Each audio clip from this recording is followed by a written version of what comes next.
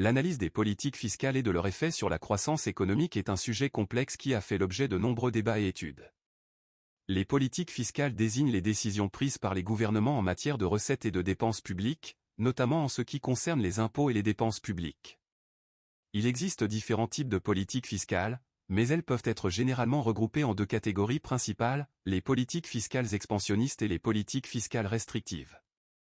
Les politiques fiscales expansionnistes sont caractérisées par une augmentation des dépenses publiques et ou une réduction des impôts.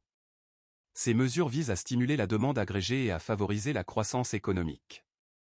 Par exemple, en réduisant les impôts sur le revenu des ménages, les gouvernements peuvent augmenter le revenu disponible des individus, ce qui peut stimuler la consommation et l'investissement. Les politiques fiscales restrictives, quant à elles, se caractérisent par une réduction des dépenses publiques et ou une augmentation des impôts.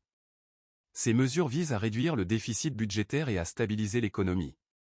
Par exemple, en augmentant les impôts sur le revenu des ménages, les gouvernements peuvent réduire la demande agrégée, ce qui peut contribuer à freiner l'inflation. L'effet des politiques fiscales sur la croissance économique dépend de plusieurs facteurs.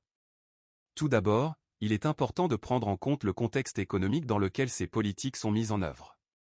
Par exemple, dans une économie en récession, les politiques fiscales expansionnistes peuvent être plus efficaces pour stimuler la croissance que dans une économie en surchauffe.